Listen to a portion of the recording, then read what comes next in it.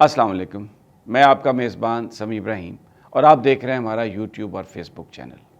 Islamabad high court में आज बहुत अहम हियरिंग थी मिसिंग पर्सनस के हवाले से। वो अफराद जो लापता हो जाते हैं, जिसके बारे में बहुत सारी जमातें ये कहती हैं कि उनको पाकिस्तान की एजेंसीज़ ने उठाया। उनकी आज समाअत थी। शहबाज शरीफ साहब वहाँ पर पेश थे, पूरी काबीना उनकी मौजूद थी, पीपल्स पार्टी के लोग भी मौजूद थे। बड़ी अहम गुफ्तगू हुई। समाअत तो 2 महीने के लिए मुलतवी कर दी गई, लेकिन जो उसकी हेयरिंग थी उसने किस जानिब इशारा किया कि इस मामले का ज़िम्मेदार कौन है, मैं आज अपने वीलॉग में ये बात बताऊंगा आपको। दूसरा जो अहम इशू मैं डिस्कस करूंगा वो इमरान खान साहब को अब FIA ने एक और नोटिस भेज दिया है, जो तीसरा नोटिस है। सियासत से टेक्निकली उनको निकालने की जो कोशिशें हैं वो जारी हैं। माजी में क्या कोशिशें हुई और अब आगे किस तरफ मामलात जाएंगे, ये भी आज हम अपने इस वीलॉग में डिस्कस करेंगे। सबसे पहले मैं आपको इस्लामाबाद हाई कोर्ट में जो मामला था वो बता देता हूँ। मुदस्सर नारो, एक सहाफ़ी जिनका ताल्लुक़ फैसलाबाद से था, वो चंद साल पहले लापता हुए।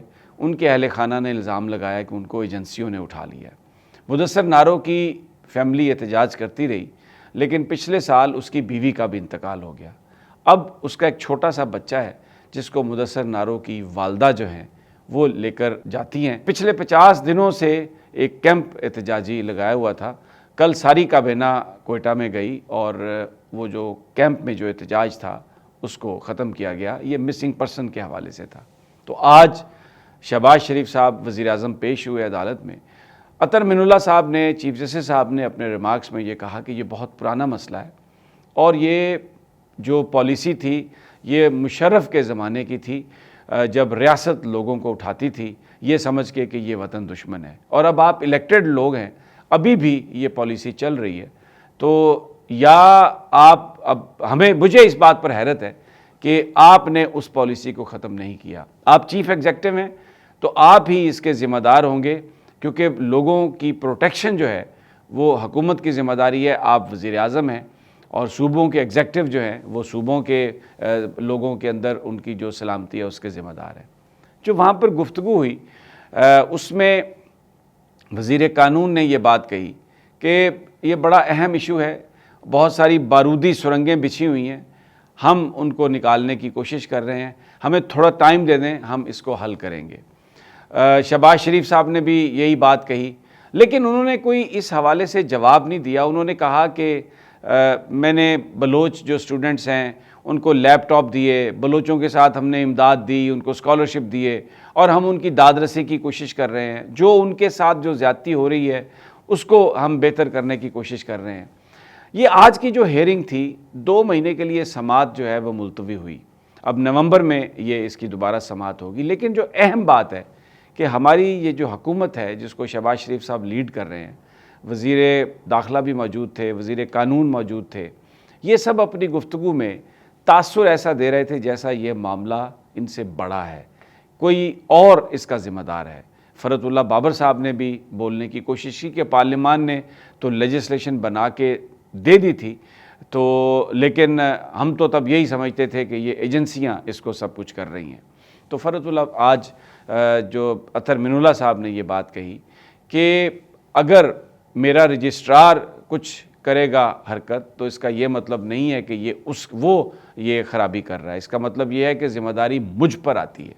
तो इसलिए जो चीफ़ एग्जेक्टिव है, जो हुकूमत है, लोगों की ज़िंदगियों को प्रोटेक्ट करना उनकी ज़िम्मेदारी है, और आप उन ज़िम्मेदारियों को पूरा नहीं कर रहे तो मैं कोई भी फ़ैसला दे सकता हूँ। लेकिन दूसरी जानिब हुकूमती अकाबरीन जो हैं वो कुछ कहे बग़ैर ये तासुर देने की कोशिश कर रहे थे कि ये मामला हमसे बड़ा है और हम इसको हल करने की कोशिश कर रहे हैं, यानी इस हुकूमत से भी कोई बड़ी ताकत यहाँ पर है जो इस मसले में ज़िम्मेदार है, जो इसको हल करने नहीं दे रही, इसलिए हमें आप टाइम दें, हम इसको ठीक कर देंगे।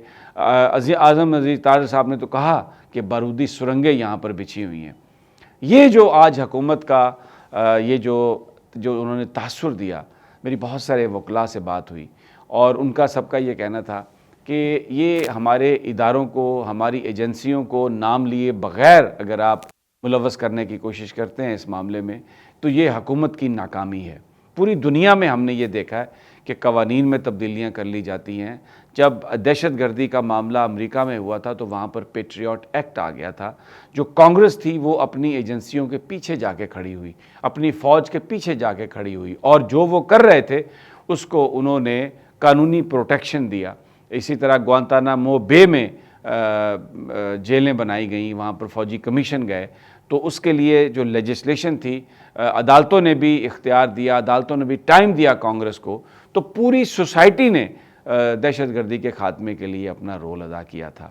لیکن یہاں پر سیاستدان ہمیں اس کی ذمہ داری اٹھاتے ہوئے نظر نہیں آتے, اور وہ اس کا سارا جو ملبہ ہے وہ پاکستان کی ایجنسیوں پر, پاکستان کی فوج پر ڈالتے ہیں. عدالت بھی آج سیاستدانوں کو یہ کہہ رہی تھی کہ آپ اپنے سویلین سپریمیسی کی بات ہو رہی تھی کہ یہ جو اختیارات ہیں, یہ جو رسپانسبلٹی ہے لوگوں کی حفاظت کی, اور مسنگ پرسن کا کیس جو ہے یہ اس کو حکومت اپنا رول ادا کرے, نہیں تو عدالت اس حوالے سے اپنا فیصلہ دے گی. جن وکلاء سے آج میری بات ہوئی, بہت سارے لوگوں سے میری بات ہوئی, سب اس بات پر متفق ہیں کہ یہ پاسبلٹیز ہے کہ جب پکڑ دھکڑ ہوتی ہے تو ہو سکتا ہے کچھ ایسے لوگ بھی اٹھ جاتے ہوں, ایسے لوگ بھی اغوا ہو گئے ہوں جو اس مسئلے میں, ان معاملوں میں پوری طرح شریک نہ ہوں, لیکن انویسٹیگیشن کے لیے ان کو لے لیا گیا ہو. تو جو سوسائٹی ہے, من حیثل سوسائٹی, ان کو ہمارے اداروں کے پیچھے کھڑا ہونا چاہیے. جو ریکوائرڈ لیجسلیشن ہے وہ ہونی چاہیے تاکہ ایجنسیز اپنا کام آسانی سے, احتیاط سے اور جانفشانی سے کر سکیں, تاکہ پاکستان کے دشمنوں کو یہ موقع نہ مل سکے کہ وہ یہاں پر اس طرح کی کارروائیاں کر سکے. اس کو لیگل کور میں آنا چاہیے, لیکن یہ لیگل کور اس حکومت نے پرووائڈ کرنا ہے, نہ کہ عدالت میں جا کے آپ اس طرح کا رویہ اختیار کریں جس سے ایسا لگے کہ آپ بے بس ہیں اور کوئی اور بڑی طاقت ہے, یا جو کنسیپٹ ہے اسٹیٹ ود ان اسٹیٹ کا, وہ کنسیپٹ پاکستان میں اس پر عمل ہو رہا ہے. تو یہ آج جو حکومت نے کمزوری دکھائی ہے, شہباز شریف صاحب نے, ان کے وزیر قانون نے, فرحت اللہ بابر صاحب نے اپنی گفتگو میں اس کی رسپانسبلٹی نہیں لی کہ وہ اس معاملے کو کریکٹ کر کے لیگل اس کو کور دیں گے. جو وہ گفتگو کرتے رہے اس سے یہی لگ رہا تھا کہ وہ یہ تاثر دینے کی کوشش کر رہے ہیں کہ جی ہمارا تو اس میں کوئی ہاتھ نہیں ہے, یہ جو لوگ کرتے ہیں آپ کو پتہ ہے, لیکن ہم اس کو کوشش کریں گے ٹھیک کرنے کی. اس میں ایک بہت انٹرسٹنگ چیز آپ کے ساتھ شیئر کرنا ضروری ہے. بہت سارے ایسے لوگ جن کے بارے میں یہ تھا کہ وہ مسنگ پرسن ہیں, جب دہشت گردی کے واقعات ہوئے تو وہ ان دہشت گردوں کے ساتھ شامل تھے جنہوں نے حملہ کیا. تو یہ بھی بہت سارے لوگ بات کرتے ہیں کہ جو اکثر مسنگ پرسن ہیں وہ یا تو افغانستان چلے گئے یا نزدیکی کسی اور ملک میں چلے گئے, وہاں پر وہ ٹریننگ حاصل کر رہے ہیں, اور پھر جو پاکستان میں دہشت گردی کے واقعات ہوتے ہیں تو ان میں بھی وہ ملوث ہوتے ہیں. تو پاکستانی ایجنسیوں کو, پاکستانی فوج کو اس میں اس طرح سے ملوث کرنا کہ شاید یہ کوئی بہت ہی غلط کام ہو رہا ہے اور لوگوں کی جان مال محفوظ نہیں ہے اور ایجنسیاں آتی ہیں اور اٹھا کے لے جاتی ہیں, یہ تاثر بھی غلط ہے. اور یہ اس تاثر کو ختم کرنے کے لیے حکومت جو ہے وہ ایک بڑا رول پلے کر سکتی ہے. آج عدالت میں حکومت نے یہ رول پلے نہیں کیا.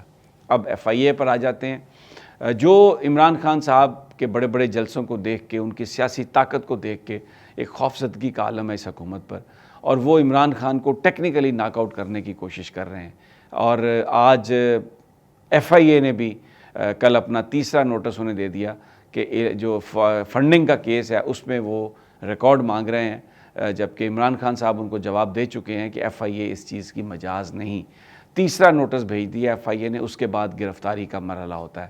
اب دیکھنا یہ ہے کہ کیا حکومت اپنا جو ان کا جو بظاہر ارادہ لگتا ہے کہ عمران خان کو ٹیکنیکلی سیاست سے ناک آؤٹ کرنا, ان کو پکڑ کے جیل میں ڈالنا, اس طرف وہ اب آگے بڑھتے ہیں.